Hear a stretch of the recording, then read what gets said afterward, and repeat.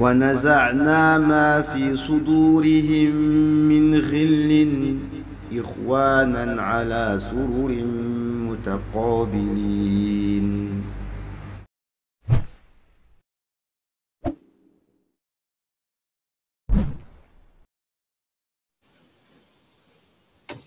بسم الله والحمد لله والصلاة والسلام على رسول الله وعلى آله وأصحابه ومن اتبع هداه وما توفيقي إلا بالله عليه توكلت وإليه أنيب. Donc, on continue notre explication du Coran al-Karim. Alhamdulillah, l'explication, alors je ne sais pas si c'est le 25e dars ou le 26e, à chaque fois je m'embrouille, mais l'essentiel, c'est qu'on est arrivé au verset 106 de la sourate Baqarah, le verset qui parle de l'abrogation. Donc les versets ici qu'on va parler du sujet de l'abrogation dans le Coran, un sujet qui fait pas mal de polémiques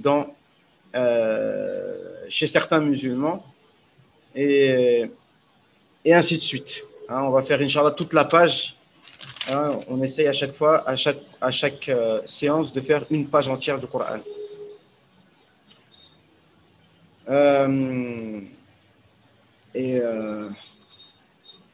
Bon, je tiens à faire parce qu'en fait, j'ai appris le décès d'un très bon ami, pratiquement de la famille au Cameroun. Donc j'en profite pour faire les condoléances, d'accord. Et comme on dit, il faut s'aimer quand on est vivant, quoi. C'est-à-dire que quand les personnes elles partent maintenant, après, c'est trop tard pour faire les liens de parenté, etc. D'autant plus que il n'était pas musulman. Et nous, en ce qui nous concerne, nous, quand quelqu'un meurt et qu'il n'est pas musulman, pour nous, c'est quelque chose de très grave parce qu'on considère que pour avoir le paradis, eh ben, il faut être musulman. Mais ça, encore une fois, c'est quand ils sont vivants qu'il faut leur dire et qu'il faut les tenir au courant parce qu'une fois qu'ils meurent, j'ai envie de dire, c'est trop tard. Non. Donc, on commence les versets. Ils nous disent ما ننسخ من آية أو ننسها أعوذ بالله من الشيطان الرجيم ما ننسخ من آية أو ننسها نأتي بخير منها أو مثلها ألم تعلم أن الله على كل شيء قدير ألم تعلم أن الله له ملك السماوات والأرض وما لكم من دون الله من ولي ولا نصير. Donc Allah nous dit, si on abroge, c'est-à-dire on annule un verset, ou alors nunsiha, et dans une autre qira'a, nansaha, na'ti bi khayrin minha aw mithliha, on va ramener meilleur que ce verset, ou alors l'équivalent de ce verset. Ne sais-tu pas que Allah Azza wa Jal est capable de tout? Donc ici, pour traiter ce sujet, Allah subhanahu wa ta'ala nous parle de son omnipotence, comme quoi il est tout puissant. Ça, c'est la première chose que les gens doivent savoir avant de protester et d'essayer de contredire ce qu'il y a dans la parole d'Allah subhanahu wa ta'ala, c'est de savoir que Allah Azza wa Jal est capable de tout. Et quand on explique un verset, il faut toujours le relier avec les versets qui viennent avant et qui viennent après. Je vous ai déjà dit qu'il y a une science entière qui existe qui parle de l'munasabat, c'est-à-dire les liens entre les versets entre eux. Parce que vous remarquez que si on prend juste une page du Coran, on voit qu'en l'espace d'une seule page, en l'espace de 5 versets, Allah il parle de 3, 4, 5 sujets. Il passe d'un sujet à un autre. Selon nos critères actuels, on dirait que ce n'est pas structuré. D'ailleurs, les gens aujourd'hui, ils aiment, quand tu fais une vidéo, par exemple, il faut que tu parles d'une seule chose. Ah, ne parle pas de plusieurs choses parce qu'on n'a rien compris. Alors que le prophète, sallallahu alayhi wa sallam, dans ses khutbahs, des fois, il enchaînait des phrases. Et chaque phrase, c'était un sujet. Ittaqillah, ittaqil maharim, takun a'badan nas. Évite les péchés, tu seras le plus adorateur des gens. Fais telle chose, tu seras le meilleur voisin. Fais telle chose et tu auras telle chose. Donc tout ça, c'est des sujets différents. Mais les sujets sont liés entre eux. Non. Car Allah nous dit que les versets qu'il y avait juste avant, je vous rappelle, c'était que déjà ça parlait de la magie, vous vous souvenez? Je n'ai pas encore publié, il y a deux durous de tafsir que je n'ai pas publié, mais quand on parlait dans les durous précédents, on parlait de la puissance d'Allah. On a parlé du sujet d'actualité. Si je mets le titre, ils vont me repérer sur Facebook, d'accord, de ce dont j'ai parlé la semaine dernière, mais on parlait que Allah a la toute puissance. Donc nous, on ne doit rien craindre, d'accord, et que les juifs et les chrétiens, donc ceux d'avant, étaient jaloux des musulmans parce qu'ils voulaient que le messager soit parmi eux, parmi les juifs, mais il s'est retrouvé parmi les arabes, et donc ils sont devenus jaloux parce qu'ils ne savent pas que Allah, c'est lui qui a la toute puissance. Il donne à qui il veut, c'est lui qui décide. Parce qu'en fait, quand ils ont refusé, les derniers versets dont on a parlé, c'était ما يود الذين كفروا من أهل الكتاب ولا المشركين أن ينزل عليكم من خير من ربكم والله يختص برحمته من يشاء والله ذو الفضل العظيم. Les polythéistes et les gens du livre n'aiment pas qu'un bien de votre Seigneur vous touche. Tout ça, pourquoi? Par jalousie. Et la jalousie, c'est une protestation contre le décret d'Allah subhanahu wa ta'ala. Allah, il a donné la prophétie aux Arabes. Pourquoi tu te fâches? C'est Allah qui donne. D'accord? Et Allah, il donne sa miséricorde à qui il veut. Et on a dit la miséricorde, c'est la prophétie. La miséricorde, c'est la prophétie. Donc ensuite, Allah Azza wa Jal, le verset donc d'après, c'est le verset d'aujourd'hui. Allah, il nous dit que quand il abroge un verset, ou alors il l'annule, ou alors il le retarde, il ramène un meilleur. Et ça, c'est les Juifs qui ont protesté. Ils ont dit, mais comment ça? Un jour, le prophète, il vous ordonne une chose, le jour d'après, il vous l'interdit. C'est quoi ça? Et à travers ce genre de paroles, ils veulent mettre le doute sur le Coran, mettre le doute sur le prophète sallallahu alayhi wa sallam. Comme l'histoire du changement de Qibla. Et même parmi les musulmans qui contestent le fait qu'il y a de l'abrogation dans le Coran, pose-leur la question, le changement de Qibla, est-ce que ce n'est pas une abrogation? C'est-à-dire qu'au début, on priait vers Jérusalem, et après, subitement, Allah Azza wa Jal a ordonné qu'on prie vers la Mecque. Évidemment, ils ont toujours plein de réponses à fournir, etc., parce qu'ils aiment bien la polémique. Mais on voit que la base de cette contestation, c'est la contestation des Juifs pour faire douter ceux qui ont la foi faible, et ça a marché. C'est-à-dire que rien que l'épisode du changement de Qibla, ça a suffi pour faire en sorte que beaucoup de gens sortent de l'islam, ceux qui ont la foi faible, d'accord? Et donc, ça, les orientalistes, ils aiment bien ce genre de sujet-là, parce que déjà, eux, ils ne comprennent pas la puissance d'Allah subhanahu wa ta'ala, et ne comprennent pas que c'est Allah qui fait ce qu'il veut, et ils ne comprennent pas que c'est Allah qui va nous demander des comptes, et ce n'est pas nous qui demandons des comptes à Allah azza wa jalla. La yus'alu amma yaf'al wa hum yus'alun. La yus'alu amma yaf'al wa hum yus'alun. C'est eux à qui Allah azza wa jalla va demander des comptes, et c'est pas aux gens de demander des comptes à Allah subhanahu wa ta'ala. Donc, na'ti bi khayrin minha aw mithliha.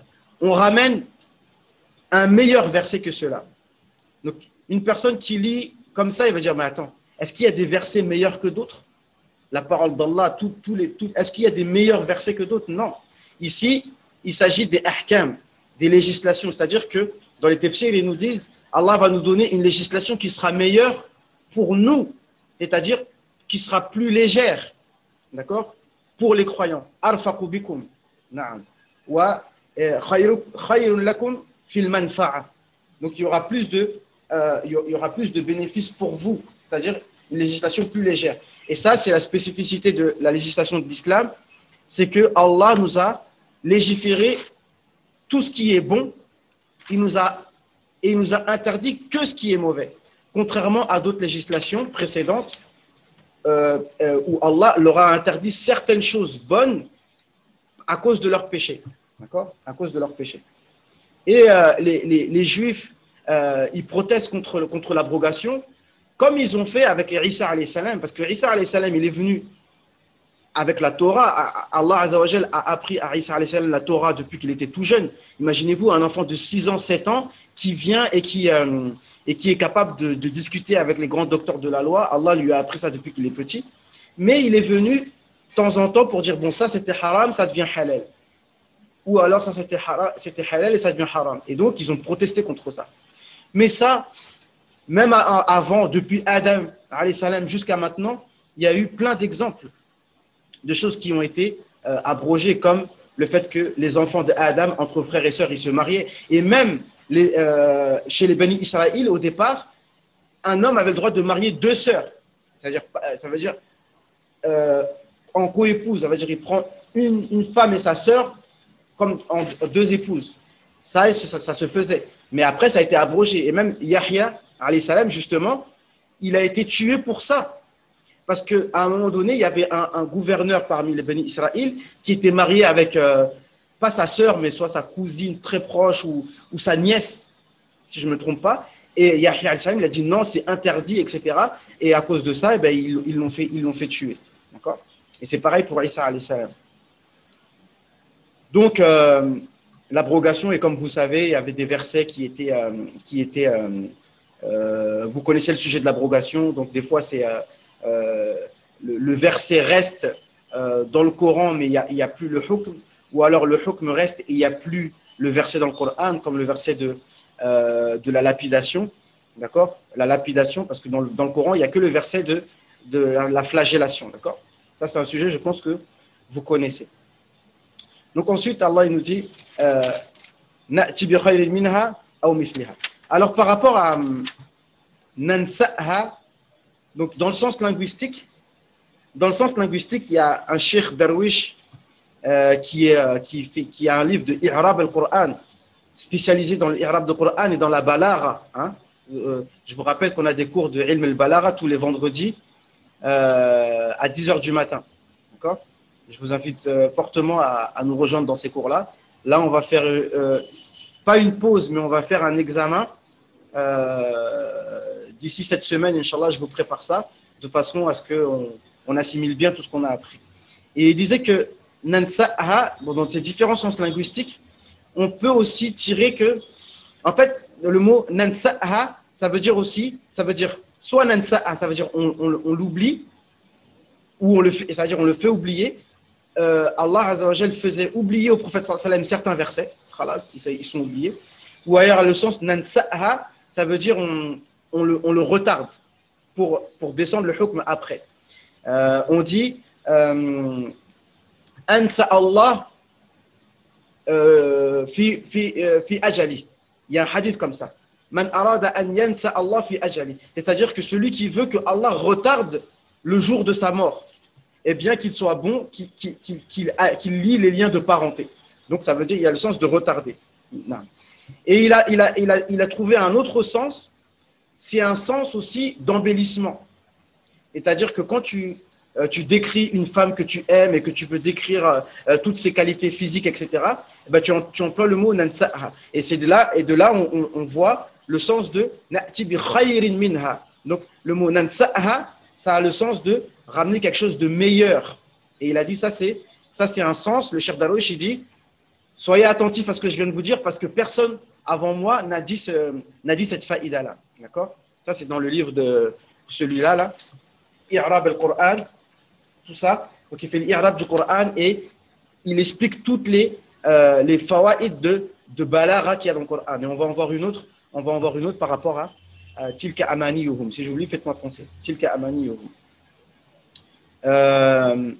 Ensuite, Na'ti bi khayrin minha aw misliha. Alam ta'lam anna Allah ala kulli shay'in qadir. Donc, Allah Azza wa Jal, il fait ce qu'il veut. Il légifère ce qu'il veut. Il autorise ce qu'il veut. Il interdit ce qu'il veut. Parce que c'est lui qui, c'est lui qui crée et c'est lui qui décide toutes choses. Et nous, on doit être soumis à la volonté d'Allah subhanahu wa ta'ala. Mais l'abrogation, elle n'a pas lieu évidemment sur les akhbar. C'est-à-dire quand Allah nous dit, nous donne des informations, que ce soit historiques, géographiques, Ben ça ne change pas, ça ne s'abroge pas. La seule chose qui s'abroge, c'est quelque chose qui était halal peut devenir haram parce que c'est Allah qui décide, d'accord? Inna Allah yahkumu ma yasha. Allah décrète, légifère ce qu'il veut. Naam. Donc il y a eu beaucoup d'exemples, je disais, d'abrogation par rapport aux enfants de Adam, par rapport au fait que Yaqub, il a épousé deux sœurs en même temps. Nuh alayhi salam, il y avait des choses, quand il est sorti de l'arche, il pouvait manger toutes les viandes. Après, certaines viandes ont été interdites. Naam. Par rapport au siyam, certains disent que, est-ce que le fait que la législation de l'islam, est-ce qu'elle abroge les législations antérieures? La réponse, on va dire que c'est oui. Parce que le jeûne des juifs et des chrétiens était différent. Par exemple, eux, lorsqu'ils mangent au Maghreb, eh bien, lorsqu'ils s'endorment, eh bien, ils n'ont plus le droit de manger jusqu'au lendemain. Alors que nous, c'est différent. Allah nous dit thumma atimmu siyama ila al-layl. Thumma atimmu siyama ila al-layl. C'est-à-dire que jusqu'à ce que tu t'endormes et quand tu te réveilles, et ça aussi, ça a été abrogé. Parce qu'après, ça a été arrivé à un cas, je pense que vous savez, quelqu'un, en fait, il est rentré du travail.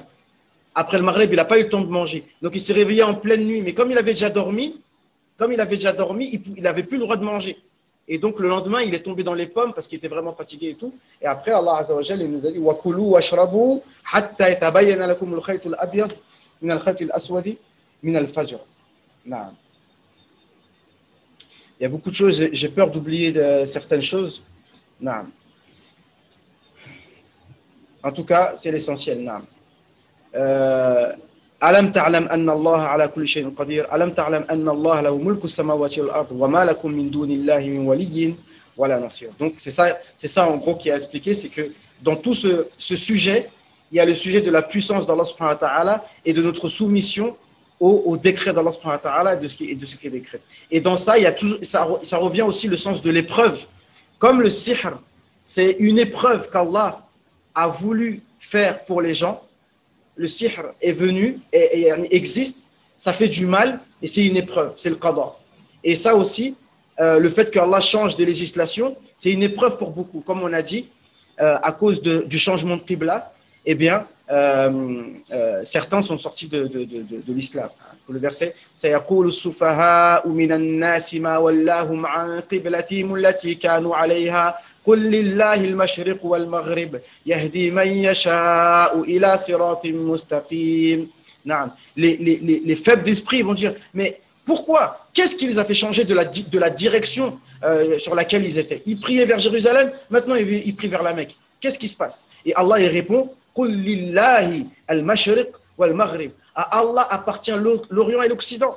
Que tu te diriges vers la Mecque ou que tu te diriges vers Jérusalem ou bien, Inch'Allah, une autre direction, de toute façon, toutes les directions appartiennent à Allah subhanahu wa ta'ala. Et dans d'autres versets, فَأَيْنَمَا تُوَلُّوا فَثَمَّ وَجْهُ اللَّهِ. Où que vous vous tourniez, de toute façon, il y a le visage d'Allah. Et Suyuti, il dit, et les savants disent, la qibla d'Allah, la direction d'Allah, qibla d'Allah. Mais voilà, bref. Donc voilà. قل لله المشرق والمغرب يهدي من يشاء إلى صراط مستقيم. Il guide qui il veut vers le chemin droit. وكذلك جعلناكم أمة وسطا لتكونوا شهداء على الناس ويكون الرسول عليكم شهيدا. Voilà comment nous avons fait de vous une communauté du juste milieu pour que vous soyez des témoins pour les gens et que le prophète soit un témoin pour vous. وما جعلنا القبلة وما جعلت التي كنت عليها إلا لنعلم من يتبع الرسول ممن ينقلب على عقبيه. Et nous avons changé la qibla que pour savoir, pour une épreuve, pour savoir qui est-ce qui va suivre le prophète et qui est-ce qui va détourner, et qui va tourner les talons. إلا لنعلم من يتبع الرسول ممن ينقلب على عقبيه. وإن كانت لكبيرة إلا على الذين هدى الله. Et cette épreuve, elle a été difficile, sauf pour ceux que Allah a guidés. وَمَا كَانَ اللَّهُ لِيُضِيعَ إِيمَانَكُمْ إِنَّ اللَّهَ بِالنَّاسِ لَرَءُوفٌ رَحِيمٌ. Et Allah ne va pas vous égarer dans votre prière. Allah ne va pas vous supprimer votre iman, qui veut dire en fait votre prière. Non, car Allah est compatissant envers les gens. Et il y a d'autres exemples comme ça, même comme le verset dans Surat Hajj, qu'on appelle le verset que certains, justement, Salman Rushdie avait appelé les versets sataniques. D'accord, dans Surat Hajj, le verset qu'on appelle de Gharaniq, d'accord, où je ne sais pas si vous connaissez l'histoire, mais en gros, l'histoire, c'est que, vous savez, justement, à la Sourate Najm, à la fin de Sourate Najm, le prophète, sallallahu alayhi wa sallam, il y a une prosternation à la fin, et les mouchrikines se sont tous prosternés. Et d'ailleurs, les gens qui étaient en Abyssinie sont revenus parce qu'ils ont dit, ça y est, les Quraysh sont rentrés dans l'islam. Et quand ils sont revenus, ils ont dit non, en fait, parce que on a entendu le prophète, sallallahu alayhi wa sallam, a cité nos divinités en bien. Dans la sourate Najm, Allah il dit Afara'aytumul lata wal uzza wa manata thalithata al-ukhra. C'est ça le verset qui dit. Alakumul dhakaru wa lahul untha. Le verset il dit ça. Mais alors, en résumé, l'histoire c'est que le shaitan serait venu au moment où le verset a récité ce verset et il a rajouté Tilkal gharaniqul kubra wa inna shafa'atahum la turtaja, quelque chose comme ça. Genre, Manat Wal-Uzza, ce sont les grandes divinités et leur intercession est espérée. Donc, comme les mouchriquins nous ont entendu ça, ils ont dit, ah ben c'est bon, le prophète a cité nos divinités en bien. Et ici, la plupart des musulmans disent, non, non, non, c'est pas possible. Comment vous pouvez dire que le diable s'est immiscé dans la récitation du Coran ou que le prophète l'aurait récité par erreur sans se rendre compte ou alors, et les gens comment dirais-je, refusent en bloc cette histoire-là en disant c'est pas possible, c'est pas possible. Mais de quoi vous avez peur? Et les versets qui sont après, c'est pour ça qu'il faut toujours prendre le contexte des versets. Les versets qu'Allah après, et dans Surat Hajj, Allah il nous cite cette histoire en nous disant وَمَا أَرْسَلْنَا مِن قَبْلِكَ مِن رَّسُولٍ وَلَا نَبِيٍّ إِلَّا إِذَا تَمَنَّى أَلْقَى الشَّيْطَانُ فِي أُمْنِيَّتِهِ. Allah nous dit qu'à tous les prophètes, c'est arrivé. Que quand ils récitent, le shaitan essaye de s'immiscer dans cette récitation,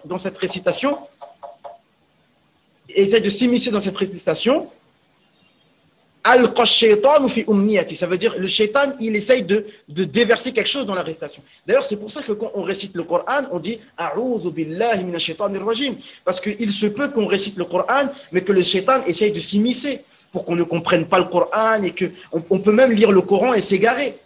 C'est possible. Donc, il faut avoir, comme il dit Ahmed, à chaque fois comme il répète, c'est vrai, la notion d'Esprit Saint.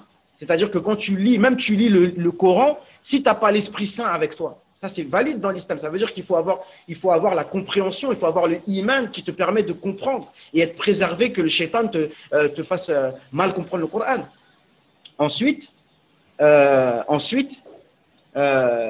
Allah il nous dit quoi? Alqa shaytanu fi umniyati fayansakhu Allahu ma yulqi shaytan. Ensuite Allah yansakh. Ici regardez le même mot, subhanallah. Allah il abroge ce que le shaitan. Allahu akbar. Le Coran, wallah, c'est trop fort les frères. Il faut prendre le Coran avec le Coran. Et Allah il abroge ce que le shaitan a jeté. فَيَنْسَخُ اللَّهُ مَا يُلْقِ الشَّيْطَانُ ثُمَّ يُحْكِمُ اللَّهُ آيَاتِهِ وَاللَّهُ عَلِيمٌ حَكِيمٌ. Ensuite, Allah raffermit ces versets bien clairs, c'est clair et net. Qui va nous dire que Lat wal Uzza, c'est quoi ça? À quelle heure? À quelle heure le Coran va valider Lat wal Uzza? Il a essayé, mais c'est une épreuve. Parce que d'autres, ils vont dire, ah voilà. Et les orientalistes, et ceux qui ont la foi faible parmi les musulmans, ils disent, ah non, non, non, c'est des versets sataniques, il faut rejeter tout ça en bloc. Ensuite, le verset d'après, il nous dit quoi? لِيَجْعَلَ مَا يُلْقِ الشَّيْطَانُ فِتْنَةً لِلَّذِينَ فِي قُلُوبِهِم مَرَضٌ وَالْقَاسِيَةِ قُلُوبِهِم. Pour que Allah il fasse une épreuve, que ce que le shaitan a jeté, ce soit une épreuve pour ceux qui ont une maladie au cœur, c'est-à-dire les hypocrites. Ils vont utiliser, sauter sur l'occasion. Et ceux qui ont la foi faible, eh bien, ils vont avoir le doute à cause de ce genre de choses. D'accord? Et continuez les versets. Et si vous continuez les versets, vous verrez que ceux qui ont la foi ferme, eh bien, eux, ils savent que c'est une épreuve, etc. Donc, je ne continue pas, mais ça va dans le même sens. Hein, regardez ce verset-là dans Surat Hajj. Alors, je ne sais pas si c'est le verset 35. Moi, je ne connais pas le numéro des versets, mais c'est ça. Tout ça pour dire qu'on est dans le même contexte où Allah, il fait des épreuves comme ça. C'est pareil pour l'Isra wal Mi'raj, d'accord? L'ascension nocturne, eh ben, ça aussi, ça a été une cause pour que les gens sortent de l'islam, parce que c'était quelque chose qui, c'est au-dessus de leur entendement. Comment ça, le prophète sallallahu alayhi wa sallam, en l'espace d'une nuit, il est parti jusqu'à Jérusalem et il est revenu, et on te dit qu'il est monté dans le ciel, il est revenu. Eh bien là, c'était trop pour eux. Mais Allah, il est capable de tout. Voilà, c'est exactement ça qu'on est. Je ne pense pas qu'on puisse expliquer le verset autrement que Oustad, Naam. moi, t'as vu, moi aussi, des fois, je me fais des petits trucs dans ma tête. Moi, je pense que ça aussi, c'est pour le prophète sallallahu alayhi wa sallam. Et oui, il y a un lien aussi entre lui et Allah qui est intime. Et quand Allah, il lui dit de dévoiler tous ces versets, que s'il dévoile pas, il y a quelque chose, en fait, qui se passe. Naam. Moi, je pense, hein, pour moi, il y a quelque chose qui se fait, qui est intime entre Allah et son prophète. Et le prophète sallallahu alayhi wa sallam, quand il lui arrive des choses, il sait que quand il va en parler, ils ne vont pas forcément le croire. Tout à Mais il fait. sait qu'Allah il est avec lui et c'est aussi à ça. Comment il se raffermir. Je vois ce que tu veux dire, Naam. C'est-à-dire que des fois, et ça nous arrive tous en fait à nous, tu vois. Des fois, si on devait dire en face de tout le monde notre foi, il y a des fois, tu es devant des personnes, tu n'as même pas envie de dire Inch'Allah, tu vois.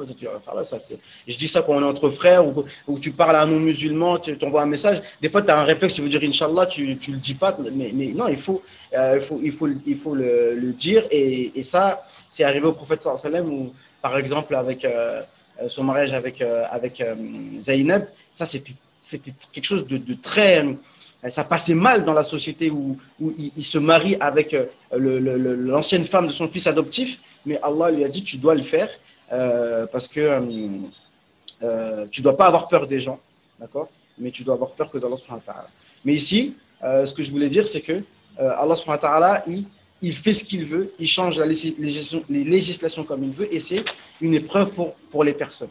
Et on voit que c'est les Juifs qui soulèvent ce genre d'ambiguïté pour semer le doute, et on voit que les orientalistes et certains réformistes parmi les musulmans, à leur bec et ongle, ils te disent non, il n'y a pas d'abrogation dans le Coran, il n'y a pas d'abrogation dans le Coran, et ils nous font mal à la tête matin, midi, soir. Non. Donc voilà, ça c'est ce qu'on peut dire sur l'abrogation. Non. Et ensuite, donc là il reste 10 minutes, mais je pense qu'on va reprendre, là je suis chaud là, j'ai du temps. Faut qu'on finisse la page là parce qu'à chaque fois نعم أم تريدون أن تسألوا رسولكم كما سئل موسى من قبل ومن يتبدل الكفر بالإيمان فقد ضل سواء السبيل. Ici Allah nous dit verset 108, est-ce que vous voulez demander à votre prophète, poser des questions à votre prophète comme les gens ont demandé à Moussa alayhi salam, mais celui qui échange la mécréance contre la foi, alors il s'est égaré du droit chemin. Ici, ils ont dit, l'explication du verset, en gros, c'est que, en fait, c'est les Quraysh. Hein, ils ont dit,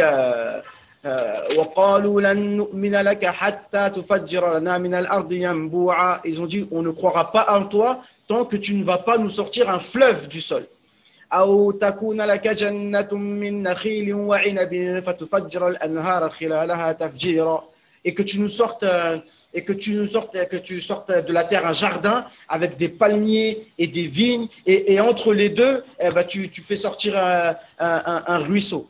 أو تسقط السماء كما زعمت علينا كسفا أو تأتي بالله والملائكة قبيلا, ou alors tu fais tomber le ciel sur nos têtes comme tu le prétends, et que tu descendes avec Allah et les anges en face de nous. أو يكون لك بيت من زخرف أو ترقى في السماء ولن نؤمن لرقيك حتى تنزل علينا كتابا نقرأه. Ou alors tu montes au ciel et que tu aies une maison, un palace, Où tu montes dans le ciel et on ne croira pas en toi tant que tu ne descends pas du ciel avec une feuille ou un livre que nous lisons.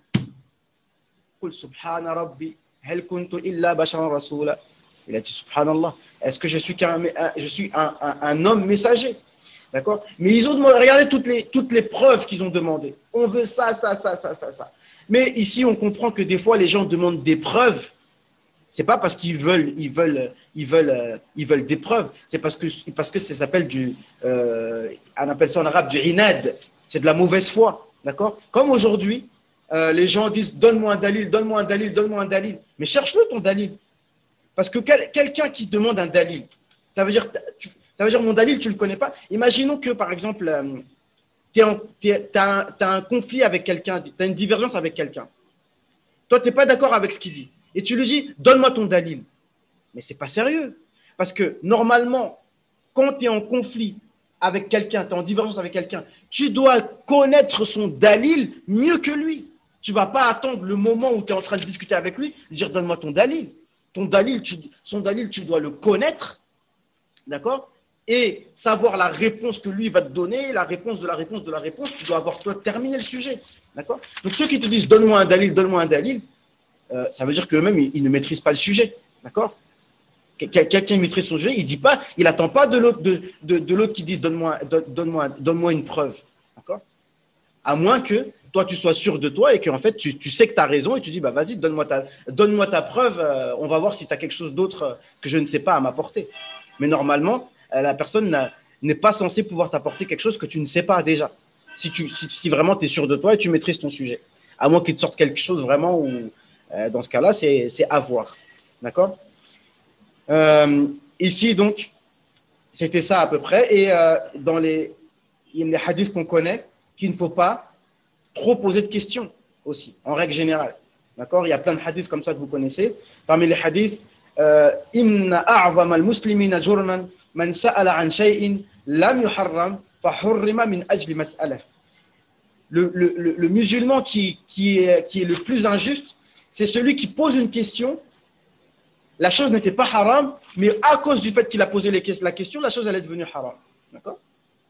Comme le verset de la malédiction réciproque, Hashakum, quelqu'un il rentre chez lui, il y avait un sketch africain quand j'étais tout petit, il dit, je rentre chez moi, je vois mon lit, et sur mon lit, je vois ma femme, et sur ma femme, je vois, Saligo, quitte mon sucre, qu'est-ce que tu fais sur ma femme? Ouais, ça c'est pour plaisanter, mais c'est pas, si ça arrive pour de vrai, c'est vraiment pas marrant, quoi. D'accord? Quelqu'un il rentre, il trouve son lit, et sur son lit il trouve sa femme, et sur sa femme il trouve le gardien, il trouve le facteur, il trouve Hachako. D'accord? Et ça qui s'était passé, et il dit mais qu'est-ce qu'on fait dans cette situation? Et le prophète sallallahu alayhi wa sallam, il n'a pas émis la question parce que maintenant, s'il répond, il va être obligé de prendre une décision grave. Enfin, Allah va lui révéler quelque chose de grave. Et s'il ne répond pas, c'est grave. Donc, du coup, ça a été révélé. Donc, le verset dans Sourate Nour, il n'y a pas de témoin. Donc, il jure 4 fois par Allah. Et la 5e fois, et que la malédiction d'Allah soit sur lui s'il ment, etc. Vous connaissez là. Donc, mais il a dit, il n'a pas émis la question. Il ne fallait pas poser la question. Au moins, il n'y aurait pas eu de hukm. D'accord? Et pareil pour le hajj. Le prophète sallallahu alayhi wa sallam a demandé de faire le hajj. D'ailleurs, on est dans la période du hajj. Et il y en a un qui demande, est-ce que c'est tous les ans? Il ne répond pas. Tous les ans, 3 fois, il ne répond pas. Il a dit, pas tous les ans, une seule fois. Mais si je disais oui tous les ans, ça aurait été obligé et vous n'auriez pas pu. Donc, il ne faut pas poser des questions. Comme Allah dit dans le Coran, La tas'alu an ashya in tubda lakum tasu'kum. Ne posez pas des questions que si on vous répond, eh bien, ça va vous faire du tort. Et qu'après, maintenant qu'on vous répond à la question et que vous ne le pratiquez pas, eh ben, vous allez avoir un grand péché. Naam. Donc, c'est pour ça que, selon Anas, les Sahaba, ils n'aimaient pas poser des questions, mais ils aimaient bien qu'un bédouin vienne du désert et lui, il vient, il pose des questions et ils tendaient bien l'oreille pour écouter ce qui va être dit. Naam. Et c'est là qu'on voit que les Sahaba ne posaient pas beaucoup de questions comme nous, on pose des questions aujourd'hui.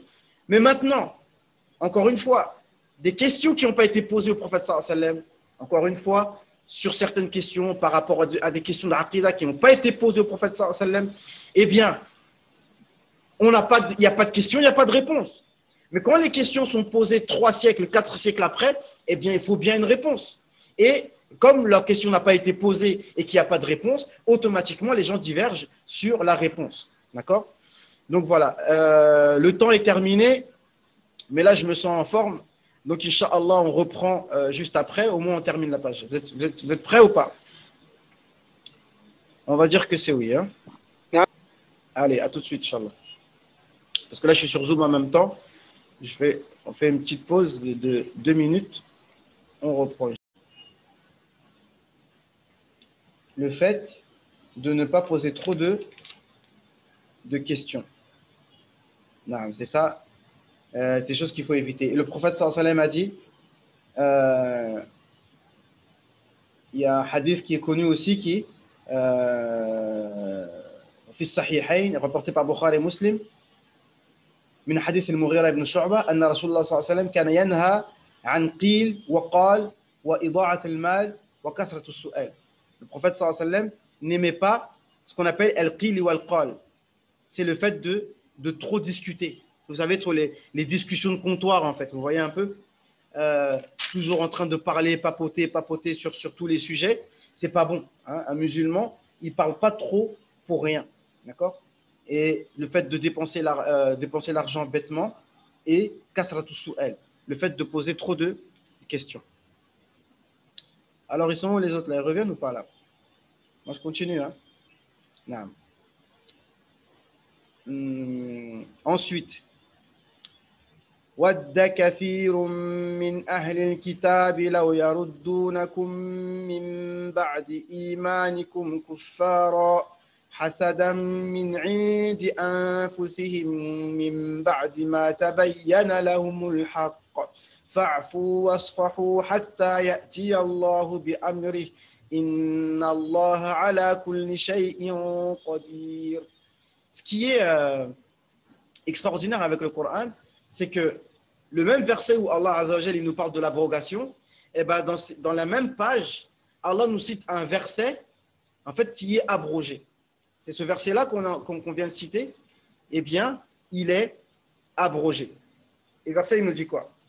وَدَّ كَثِيرٌ مِّنْ أَهْلِ الْكِتَابِ لَوْ يَرُدُّونَكُم مِّن بَعْدِ إِيمَانِكُمْ كُفَّارًا حَسَدًا مِّنْ عِندِ أَنفُسِهِم مِّن بَعْدِ مَا تَبَيَّنَ لَهُمُ الْحَقُّ. Beaucoup de gens du livre aimeraient vous voir redevenir mécréants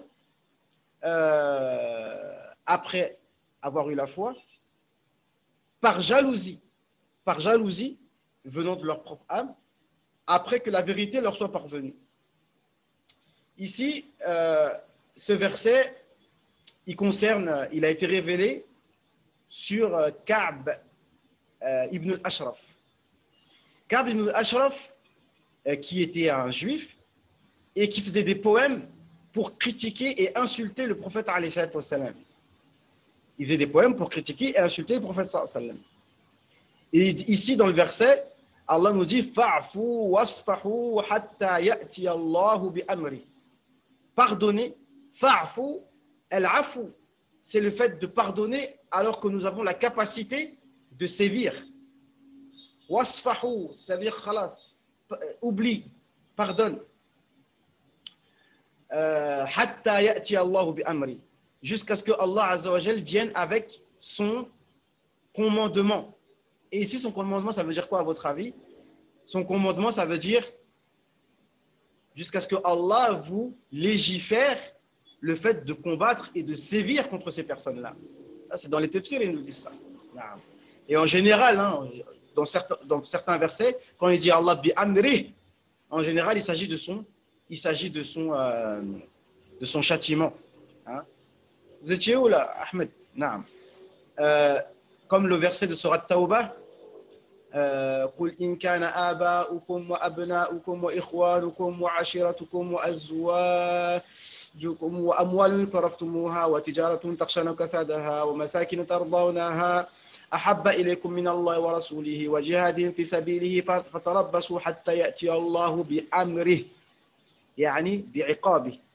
C'est-à-dire que attendez jusqu'à ce que si pour vous, vos femmes, vos enfants, vos frères, vos commerces, vos maisons sont plus importantes pour vous qu'Allah et son messager et le djihad fi sabilillah, alors attendez jusqu'à ce que Allah vienne avec son ordre. Et son ordre ici, c'est le châtiment. Donc ici, pareil, bi amri. Donc je disais que ce verset, cette page qui nous parle de l'abrogation, eh bien, dans cette page, il y a un verset qui est abrogé, c'est celui-là.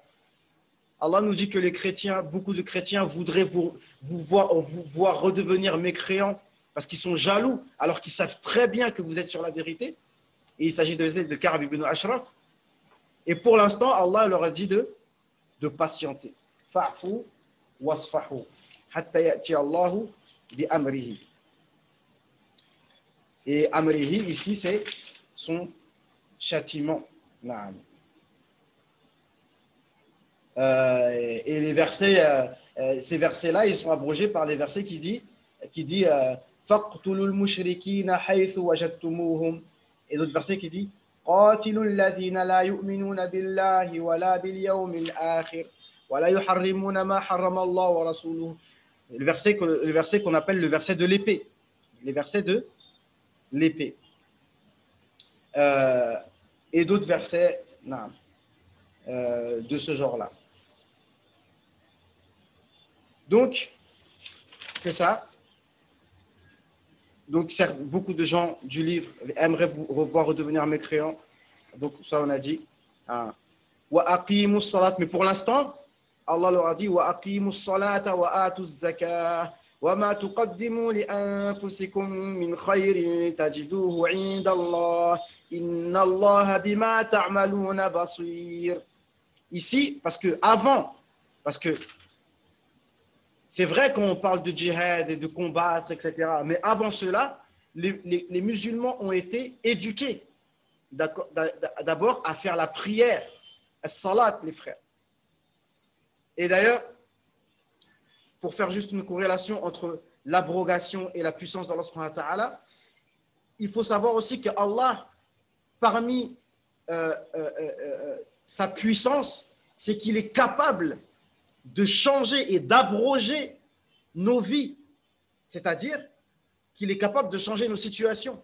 Si aujourd'hui nous ne sommes pas pieux, Allah Azza wa Jal, en l'espace d'un instant, il peut nous faire devenir pieux. Et celui qui doute de ça, c'est qu'il ne connaît pas Allah subhanahu wa ta'ala.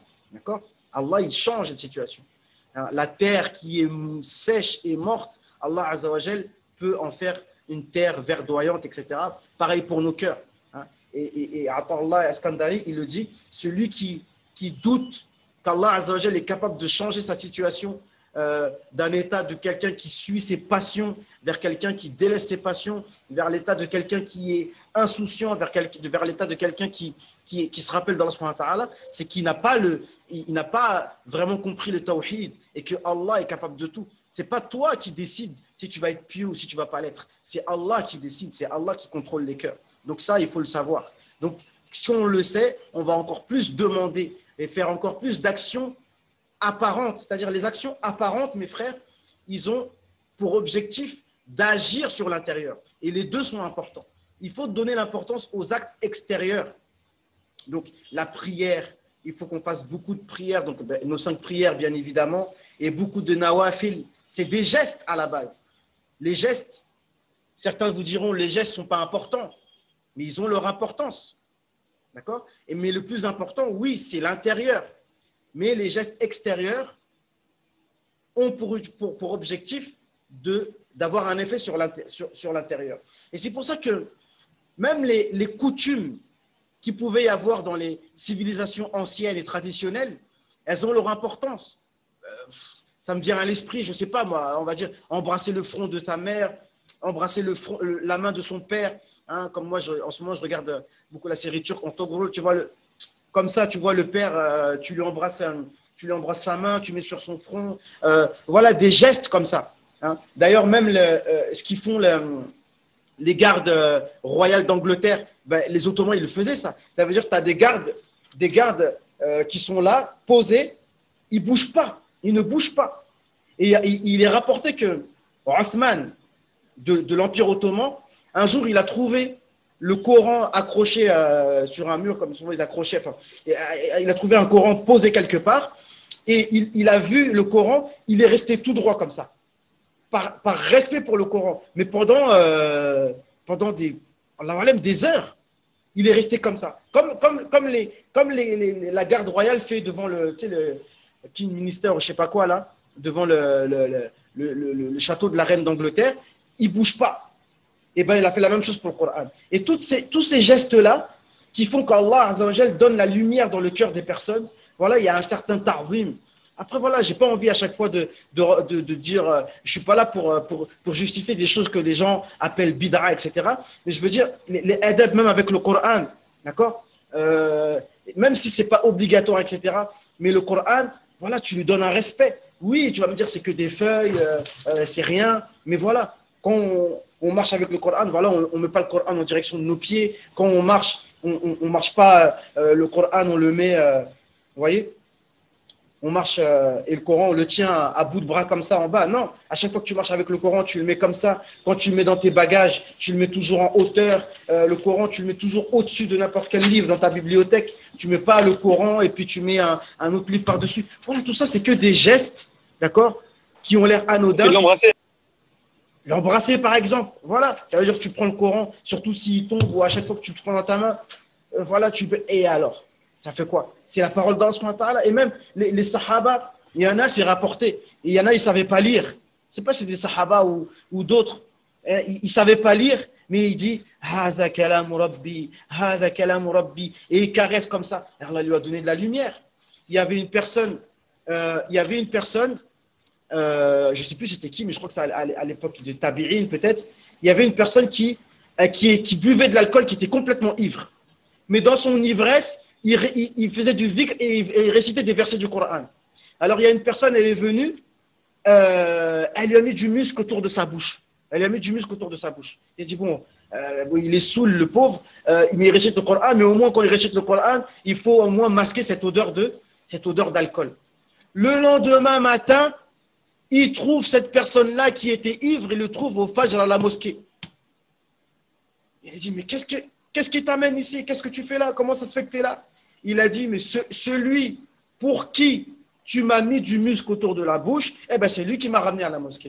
Allahu Akbar. Voilà, c'est des gestes en fait. Vous voyez ce que je veux dire? Je ne sais même pas pourquoi je suis arrivé là, mais pour dire que notre vie peut changer. Allah est capable de changer nos vies. Et si on est conscient de ça, nous, on doit faire toutes les causes qui font que Allah Azza wa Jal va changer nos vies. Mais pour ça, il faut respecter. Comme on dit, en fait, c'est comme un cercle comme ça.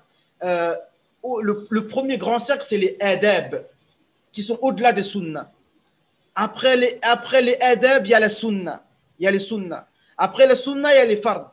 Donc, si on néglige les adab, ça va commencer à grappiller sur les sunnah. Et si on néglige les sunnahs, ça va grappiller sur le fard. Et après, même le fard, ça se trouve, il va partir. On garde les adab. Et à chaque fois, sous prétexte que c'est bid'a, ça n'a pas été rapporté, on enlève tous les adab avec tout le monde. Personne, l'autre, il ne respecte pas son grand frère, il ne respecte pas son shir, il ne respecte pas celui qui lui a appris quelque chose. D'accord? Et bien après, c'est normal que Allah ne change pas nos vies. Bref, ici, avant de parler de djihad et quoi que ce soit, l'éducation, c'était faites votre prière. Ça veut dire concentrez-vous sur vous-même déjà. La salat, c'est pas, hein, c'est un sujet qui, les gens y croient que ça y est, bon, on connaît la prière. Non, la prière, on la fait 5 fois par jour et plus. Donc, il faut en prendre soin. D'accord? Quand on fait la prière, ça veut dire que c'est un acte solennel. C'est un acte où vraiment on doit mettre toute notre énergie, toute notre concentration dans la prière. Hein? Et Allah Azza wa Jal, le prophète sallallahu alayhi wa sallam a rapporté des hadiths par rapport à la prière justement qui sont très forts. Encore une fois, en fait, je reviens toujours sur les mêmes sujets, mais en fait, c'est pas de ma faute. Mais Allah, il dit, et le prophète sallallahu alayhi wa sallam, il dit, celui qui est dans la prière, il ne faut pas qu'il tourne ce visage, parce que Allah est en face de lui. C'est-à-dire, le terme, il est fort. Allah est en face de lui. Voilà, mais maintenant, vous connaissez mon minhaj, je n'ai pas besoin de vous expliquer comment on doit comprendre ça. Mais en fait, hier, j'ai lu un truc important, c'est qu'il y a un point commun entre les soufis et les poètes. Et un point commun entre ce que ce que je vous explique dans la science de la rhétorique. Le poète, le mot sha'ir, ça veut dire shu'ur, le sentiment. Le but d'un poète, c'est de toucher un maximum le cœur de celui qui écoute ton poème. Donc, tu vas utiliser les mots les plus forts qui soient, et les expressions les plus fortes qui soient, et les tournures les plus fortes qui soient. Et les tournures les plus fortes dans la rhétorique arabe et dans toutes les langues, c'est ce qu'on appelle al-isti'ara. Ça veut dire que tu emploies un mot qui n'est pas dans son champ lexical, mais exprès pour faire un lien en fait avec la chose. D'accord? Quand tu dis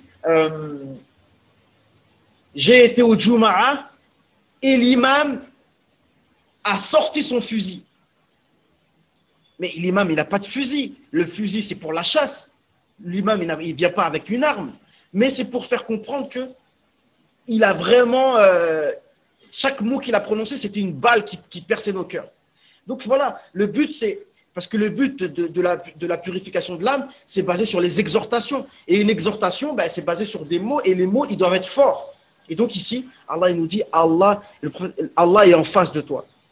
Donc pour que tu comprennes que, subhanallah, tu es dans la prière, Allah est en face de toi. Donc bien entendu, c'est pas le but, c'est pas de dire, est-ce que c'est au sens propre? Non, tu es hors sujet, mon frère. Le but, c'est de comprendre que ne joue pas. Comment tu regardes à gauche, à droite, et alors qu'Allah est en face de toi? Ce qu'il faut comprendre, ne joue pas. Sois concentré, ne pense pas à ton commerce, ne pense pas à combien... Non. Voilà, bref. Wa'atu zakat. Donc, la prière, ça c'est avec notre corps et avec notre argent. Donc, ça veut dire que notre corps et nos biens sont pour Allah subhanahu wa ta'ala. C'est ça, c'est la première chose sur laquelle on doit être éduqué. Et après, on voit le reste. D'accord? Hein, j'ai écrit une phrase ici. C'est que, en gros, bref, avant de combattre les gens, il faut combattre son nefs, d'accord? Et avant de contrôler les gens, il faut contrôler notre nefs, d'accord? Wa aqimu salat wa atu zakat wa ma tuqaddimu li anfusikum min khairin tajiduhu 'inda Allah inna Allah bima ta'maluna basir. Et Allah voit parfaitement ce que vous faites. Ça c'est la première chose qu'on doit avoir à l'esprit et qu'on doit se rappeler tout le temps, c'est qu'Allah nous voit, d'accord? Et c'est à ça qu'on arrive à la foi parfaite, à la foi parfaite, c'est d'adorer Allah comme si tu le voyais. Car si toi tu ne le vois pas, lui il te voit. Ensuite, donc ça part d'un autre sujet, donc on pourrait dire, hein, là regardez, quand je parle, certains pourraient dire, mais attends, tu passes d'un sujet à l'autre, mais le Coran c'est le même usloub, d'accord? Parce que l'esprit humain, de toute façon, il n'est pas concentré sur une chose. Et ce qu'on appelle les khawatir, ils vont plus vite que la vitesse de la lumière. Tu dis une chose, tu penses à une autre, tu dis une chose. Et c'est pour ça qu'on ne peut pas rester toujours sur un sujet. Un sujet, toujours on emmène un autre, mais il y a toujours des liens. Donc ici, Allah nous dit, il nous reparle des juifs et des chrétiens qui disent وَقَالُوا لَنْ يَدْخُلَ الْجَنَّةَ إِلَّا مَنْ كَانَ هُودًا أَوْ نَصَارَى تِلْكَ أَمَانِيُّهُمْ قُلْ هَاتُوا بُرْهَانَكُمْ إِن كُنتُمْ صَادِقِينَ. Et les juifs disent, personne ne rentrera au paradis, sauf celui qui est juif ou chrétien. C'est-à-dire les chrétiens disent, personne ne rentrera au paradis, sauf les chrétiens. Et les juifs disent, personne ne rentrera au paradis, sauf les juifs. Comme Allah dit dans un autre verset, وَقَالَتِ الْيَهُودُ وَالنَّصَارَى نَحْنُ أَبْنَاءُ اللَّهِ وَأَحِبَّاؤُهُ. Les juifs et les chrétiens disent, nous sommes, les juifs et les chrétiens disent, nous sommes les enfants d'Allah et ses bien-aimés. Ça veut dire nous sommes les élus, khalas.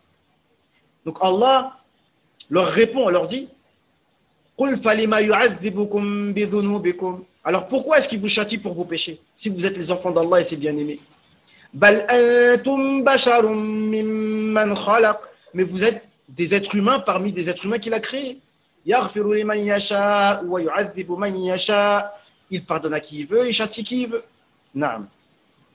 Donc nous aussi, comme je l'ai dit précédemment, on doit faire très attention avec ça, de croire être sur la vérité. Je l'ai répété plusieurs fois à travers les dourous précédents, à travers la Fatiha, on demande toujours à Allah Azza wa Jal la guider et plus de guider, et on est toujours prêt à se remettre en cause. Et dans la Fatiha, Allah nous montre que le droit chemin, c'est pas le chemin. Allah n'a pas dit le chemin de Mohammed, le chemin de l'islam, le chemin des musulmans, le chemin des Turcs, le chemin des Arabes, le chemin chacun, pour les Camerounais, les musulmans, c'est les Peuls.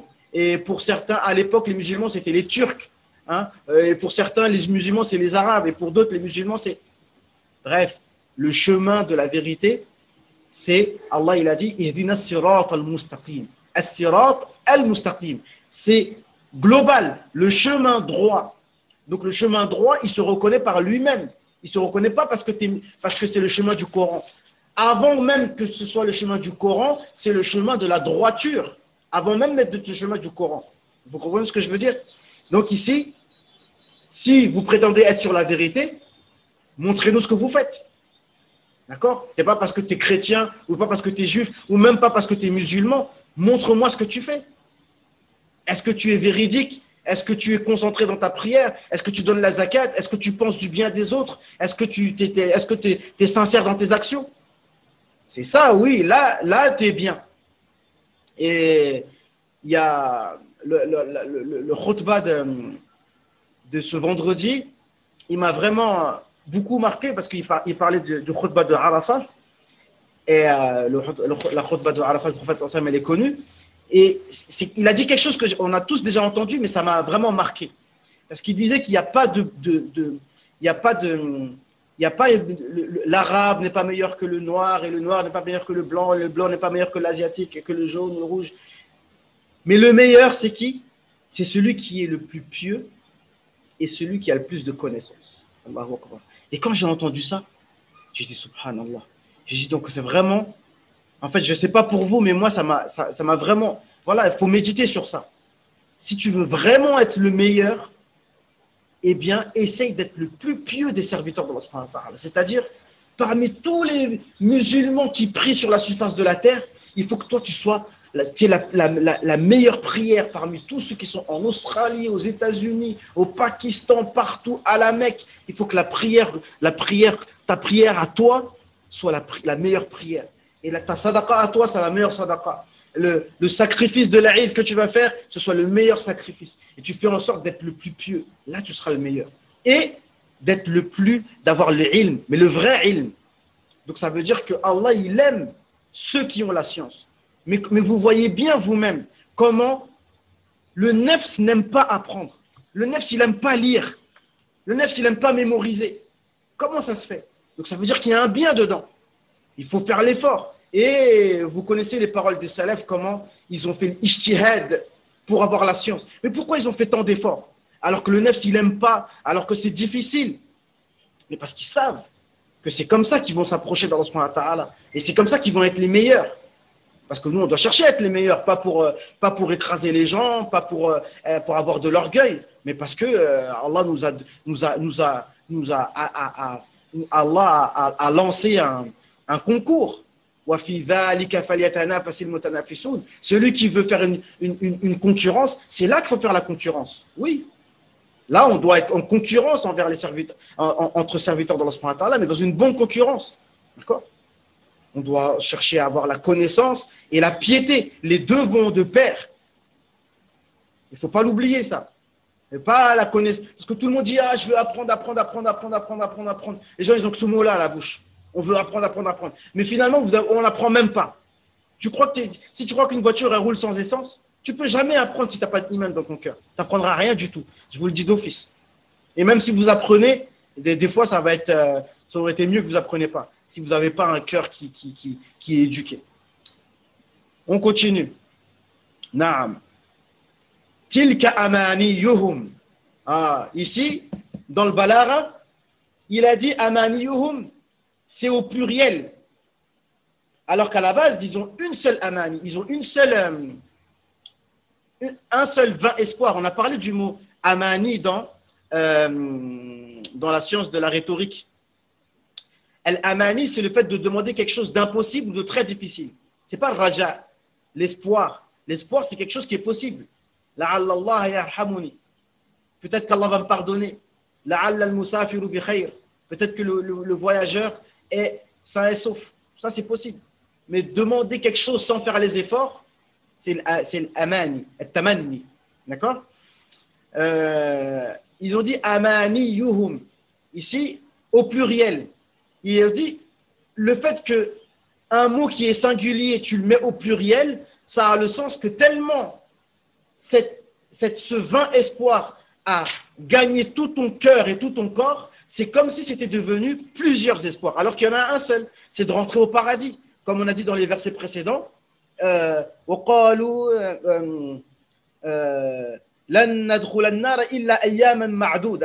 va rentrer dans l'enfer que quelques jours.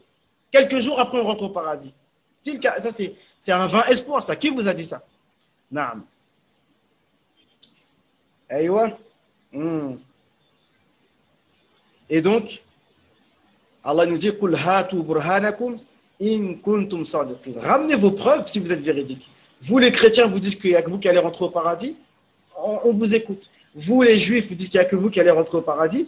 On vous écoute. Naam. Parce que quand on est sûr de nous, on peut demander, et peut-être qu'il y a quelque chose qui nous a échappé. Il y a peut-être quelque chose qui nous a échappé. Dis-nous, toi le chrétien, qu'est-ce que tu as que nous les musulmans on n'a pas? Et toi les juifs, dis-moi ce que tu as, ce que nous les musulmans on n'a pas. Et de toute façon, ils le savent très bien. Ça, c'était par rapport aux chrétiens de Najran qui ont fait un débat en fait avec le prophète sallallahu alayhi wa sallam en disant oui, on avait parlé de ça. Est-ce que tu as déjà vu un homme sans père comme Isa alayhi salam? Et le prophète sallallahu alayhi wa sallam, Allah lui a révélé, il y a Adam, il n'a pas de père, il n'a pas de mère. Ensuite, il dit, si vous ne voulez pas croire, venez, on fait une malédiction réciproque. Ils ont dit, non, c'est bon. On s'en va. On paye la jizya parce qu'ils savent. D'accord? Non. Ensuite, Allah nous dit, et on a terminé, Bala man aslama wajhahu lillahi wa huwa muhsinun falahu ajruhu 'inda rabbih wa la khawfun 'alayhim wa la hum yahzanun. Allah ici, il nous dit les vrais bien-aimés d'Allah. On n'emploie pas l'expression fils de Dieu parce que là, ça a posé des problèmes parce que peut-être que Isa alayhi salam a employé ce terme. Après, les chrétiens, ils l'ont pris au vrai sens. Voilà encore une fois, des termes qui sont pris dans le sens apparent et qui après, qui posent problème. D'accord? Parce que les chrétiens ont fini par dire que Jésus, c'est le vrai fils de Dieu. D'accord? Alors qu'à la base, c'est une expression qui est métaphorique. On dit voilà, fils de Dieu dans le sens. Mais nous, ça, c'est une expression qu'on n'emploie pas parce que si c'est pour que les gens prennent ça au sens propre, ça ne sert à rien. D'accord? Et ils ont même dit que c'est Dieu lui-même, alors que c'est quelque chose d'impossible. Ici, man aslama wajhahu lillah. Ici, il y a encore une règle de rhétorique, c'est que Allah il dit celui qui soumet son visage à Allah Azza wa Jal. Imam al-Suyuti, il a dit Allah a cité que le visage parce que c'est la partie la plus noble du corps, mais ce qui est voulu, c'est tout le corps. Donc, des fois, on parle d'une partie en voulant exprimer le tout. Ça aussi, c'est quelque chose qu'on étudie dans le balara. Je ne me rappelle plus le terme exact, mais en gros, c'est nu'abbir bil juz wa nurid al kull. On exprime en disant une partie en voulant exprimer le tout. Comme Allah il dit kullu man alayha fan. C'est pas par rapport au sujoud? Pas seulement. On pourrait dire ça. On peut dire ça. C'est-à-dire que celui qui soumet son visage à Allah Azza wa Jal, quand tu te prosternes, effectivement, ton visage se prosterne. Mais est-ce qu'il n'y a que ton visage qui se prosterne? La réponse, c'est non. C'est que tu te prosternes sur 7 membres, avec tes mains, tes genoux. Et on dit même que, et il y a des hadiths authentiques qui disent que, vous voyez, parce que voilà, moi j'ai les habits, les dara'a qu'il y avait à l'époque, et je pense même que les sahabas s'habillaient comme ça. Vous voyez cet habit-là? Comme ça, regardez. Eh bien, si on le retrousse, je le retrousse comme ça. Hop. Je le retrousse comme ça, comme ça.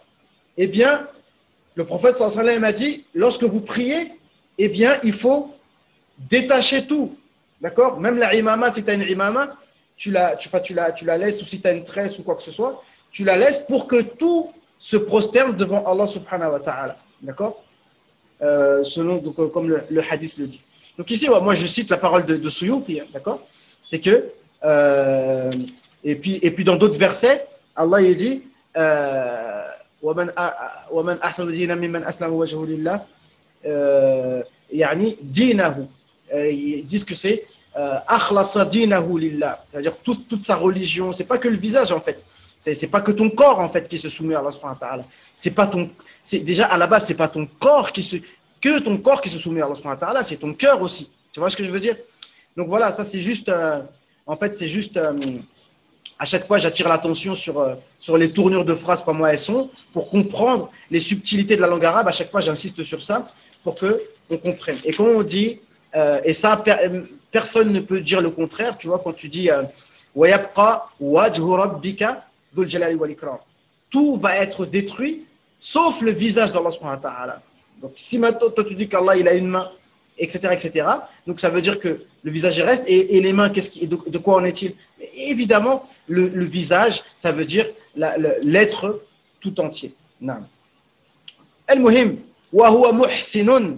Et muhsin, comme vous savez, c'est d'adorer Allah Azza wa Jal comme si tu le voyais, c'est ça l'ihsan.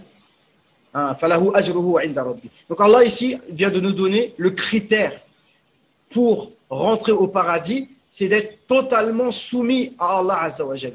Totalement soumis à Allah Azza wa Jal. Maintenant, je vais terminer sur un point qui est complexe, mais que je vais vous simplifier vraiment en 2 temps.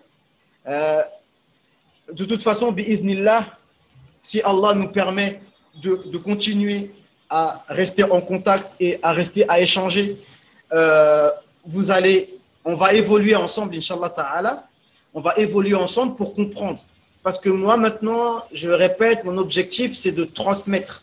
Je ne suis pas là pour inventer quelque chose ou alors pour me démarquer des gens, etc. Je suis là pour transmettre l'héritage. D'accord? Et c'est comme si j'étais un passionné de mathématiques, mon but c'est de vous transmettre toute la mathématique. On commence par le commencement. On commence par des petites équations, etc. On vous explique un petit peu. Le but c'est d'arriver à tout ce qu'on étudie à maths P, à maths sup, tous les calculs les plus compliqués qui sont, parce que nous on aime ça, parce que c'est notre héritage et notre but c'est de devenir des mathématiciens. Donc il va falloir qu'on s'attaque à des sujets qui sont un peu compliqués. Mais pour l'instant, on les explique de manière simple. Ici, d'ailleurs, il y a un livre que on va le faire. C'est le livre de Asma wa Sifat, c'est-à-dire d'expliquer les noms d'Allah subhanahu wa ta'ala. Je vous avais promis ça depuis longtemps. De toute façon, moi, j'ai besoin de le faire. Et, salam alaikum. C'est expliquer les noms d'Allah subhanahu wa ta'ala. Et l'imam Ghazali, évidemment, on va l'expliquer du côté de Ahl Sunnah wal Jama'a, en comparant aussi avec les autres, il n'y a pas de problème.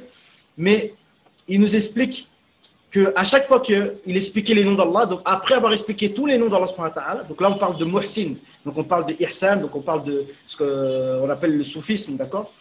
Et que le hadith, il nous dit que à chaque fois donc tu expliques le nom d'Allah et à la fin, on te dit que voilà, qu'est-ce que tu profites de ce nom-là? D'ailleurs, hier je lisais par rapport à Samir, et ça m'a beaucoup touché. Wallah, on a besoin de ça. Samirun. À la fin, il te dit qu'est-ce que tu profites après avoir cité donc le sens du mot Samir, etc. Donc, on ne va pas trop rentrer dans ça aujourd'hui. Mais l'essentiel, c'est qu'est-ce qu'on en tire de ça? C'est qu'il dit qu'à la fin, Allah Azza wa Jal t'a créé, il t'a permis d'entendre, d'avoir la qualité d'entendre uniquement pour que tu entendes la parole d'Allah subhanahu wa ta'ala et la parole du prophète sallallahu alayhi wa sallam. J'ai dit Allahu Akbar. Tu t'imagines? Oui, Allah Azza wa Jal, la ilaha illahu, il nous a créé notre oreille, il nous a créé nos yeux. Mais il nous a créé pour faire quoi? Pour regarder le haram ou pour écouter du haram? Non. Ça, en fait, c'est un manque dans le tawhid, un manque dans la reconnaissance envers Allah subhanahu wa ta'ala. Oui, Allah, il a créé la musique, il a créé le rap, il a créé pas mal de choses que l'oreille aime bien écouter. Mais est-ce que Allah Azza wa Jal, il veut que tu écoutes ces choses-là, que tu écoutes du booba ou que tu écoutes du Nino, ou que tu écoutes du charisme, ou que tu écoutes du machin, ou que tu écoutes des blagues qui ne sont pas marrantes, ou que tu écoutes Non, pour écouter la parole d'Allah subhanahu wa ta'ala. Ouais, ça, c'est du haut niveau. Ça, c'est du haut niveau. Et justement, c'est ce que les soufis, ils appellent de manière exagérée. On dit que les soufis, ils ont ce qu'on appelle, comment on appelle ça là? Wahdatul wujuh. Ça veut dire, ils ont employé des expressions. Alors, pour reprendre le fil, c'est que chaque attribut d'Allah subhanahu wa ta'ala, ça c'est un hadith. Il dit que Allah azza wa jal a 99 noms et que nous, on doit prendre les qualités et les akhlaq d'Allah subhanahu wa ta'ala. Comme ça dans le hadith. C'est-à-dire les comportements et les attributs d'Allah, on doit nous les prendre. D'accord? Mais bien entendu, tu ne vas pas devenir le créateur des cieux et de la terre, tu ne vas pas devenir celui qui tu ne vas pas voir comme Allah, entendre comme Allah. Mais ça me vient, le hadith, il nous vient à l'esprit. كنت سمعه الذي يسمع به وبصره الذي يبصر بها ويده الذي يبطش بها. C'est le hadith qui le dit. Vous voyez ce que je veux dire? Donc ils disent que les gens qui critiquent les soufis, ils disent parce que oui, ils ont employé des termes. Les termes, franchement, ils sont abusés.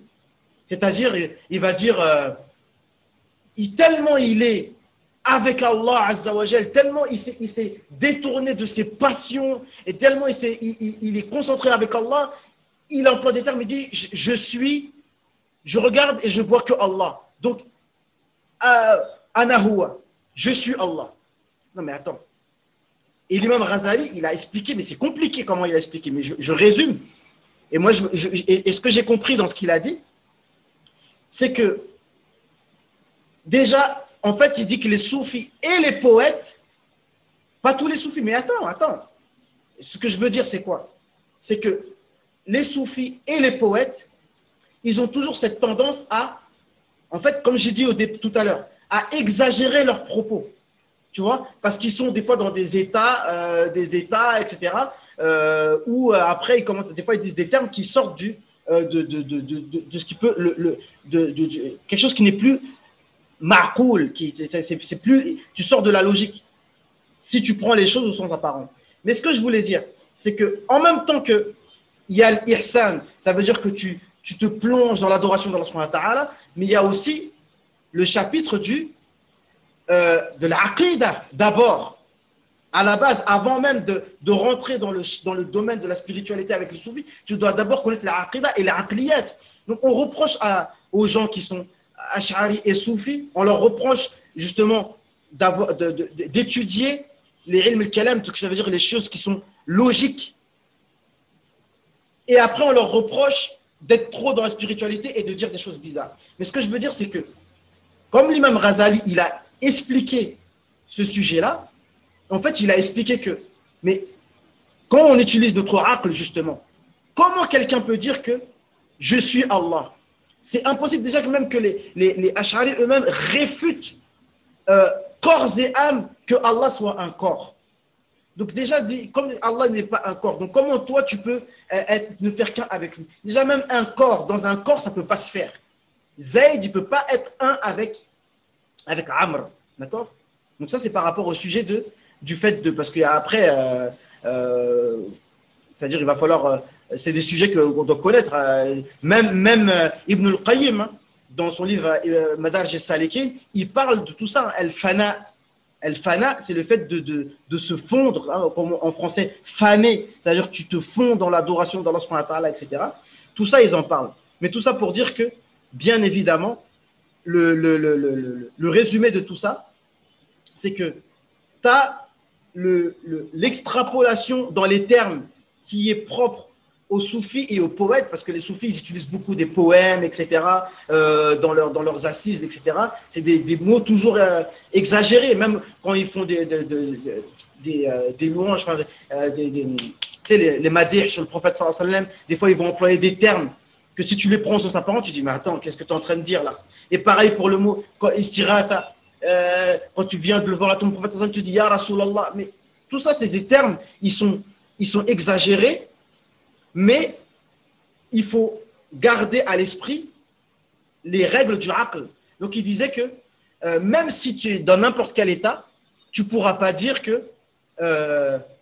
Allah a créé une autre divinité identique à lui. C'est impossible. Tu ne peux pas dire, même si tu le dis, ça ne peut pas rentrer dans la tête de quelqu'un. À la fin, l'imam Razali il dit, franchement, celui qui veut prendre ces choses-là dans son sens apparent, khalas, lui, il a un problème dans son aql, laisse-le, parle pas avec lui. C'est-à-dire qu'en vérité, quand on parle avec des gens, on parle avec des gens qui réfléchissent. Celui qui ne veut pas réfléchir, laisse-le. Parle plus avec lui. Tu vois ce que je veux dire? Parce que lui, il cherche que des problèmes. Comme on a vu, des gens qui cherchent juste à te. Moi, j'appelle ça du chahutage. Tu vois ce que je veux dire? Comme j'ai dit dans le cours précédent, je ne sais plus quel cours, il faut comprendre ce que les gens veulent dire. Il faut juste comprendre ce que les gens veulent dire. Donc, en gros, c'est ça que je voulais dire. C'est qu'il faut. Le aql nous permet justement de ne pas tomber dans des égarements quand tu rentres dans la spiritualité. D'accord? Bref, pour résumer, man aslama wajhahu lillahi wa huwa muhsinun. Ça veut dire que maintenant, inna salati wa nusuki wa mahyaya wa mamati lillahi rabbil alamin. C'est ça notre but. Hein? Oubliez ce que je viens de vous dire avant. Je me suis emporté. Tout ça, on verra ça de toute façon à tête reposée quand on va lire les ouvrages de l'imam Razali, à tête reposée, juste histoire de les comprendre. Mais ce qu'il faut comprendre là, maintenant, tout de suite, c'est que nous, notre objectif principal, c'est effectivement d'être concentré dans l'adoration d'Allah subhanahu wa ta'ala, dans notre prière, dans notre dhikr, voilà, dans notre lecture du Coran, dans l'apprentissage du ilm, dans la transmission du ilm, dans la transmission du din. C'est-à-dire que nous, les musulmans, on doit être des soldats d'Allah subhanahu wa ta'ala comme des anges. Ça veut dire des soldats prêts à obéir, les premiers à obéir au commandement d'Allah subhanahu wa ta'ala. Donc la première des choses, on s'occupe de nous-mêmes, on s'occupe de nos femmes, de nos enfants, on fait l'ijtihad, on éduque nos enfants, on protège nous-mêmes et nos familles du feu de l'enfer. On n'est pas feignant. Le sommeil, hein, c'est le cousin de la mort. Le sommeil, c'est le cousin de la mort. À chaque fois qu'on trouve de la fatigue, de la flemme dans nos cœurs, on doit le combattre comme notre ennemi. Avant de combattre les ennemis, les juifs, les sionistes, les majeurs, il faut combattre nos propres nefs. Je suis fatigué. Il faut arrêter avec ça. Maintenant, c'est bon. Inch'Allah ta'ala, on fait des efforts et on chemine vers Allah subhanahu wa ta'ala sérieusement. Hein, moi, tout ce que je vous ai dit avant, moi, mon but maintenant, ce n'est pas de polémiquer avec les gens. D'accord? Moi, je suis là pour enseigner et faire comprendre aux gens ce qu'il y a à comprendre. Et il y a un frère là qui m'a, sur la vidéo que j'explique sur l'innovation, etc. Un frère que je connais en plus, hein, je pense que c'est lui. Il commence à me parler de ilm al-kalam, etc. L'imam Shafi'i, il a dit que ilm al-kalam, c'est mauvais, etc. Mais je lui expliquais que ça, c'était… De toute façon, on en reparlera, mais toujours les mêmes discussions. Pour à la fin, il n'y a pas de résultat. D'accord? Il n'y a pas de résultat. Et tout ce qu'on a dit, donc, le aql, il nous sert à ne pas tomber dans les égarements. Et notre but, c'est de nous approcher d'Allah subhanahu wa ta'ala et de se fondre dans l'adoration d'Allah subhanahu wa ta'ala. Donc, ça va couper. Donc, je vous dis à la prochaine, Inch'Allah ta'ala. سبحانك اللهم وبحمدك نشهد أن لا إله إلا أنت نستغفرك ونتوب إليك سبحان ربك رب العزة عما يصفون وسلام على المرسلين والحمد لله رب العالمين السلام عليكم ورحمة الله وبركاته.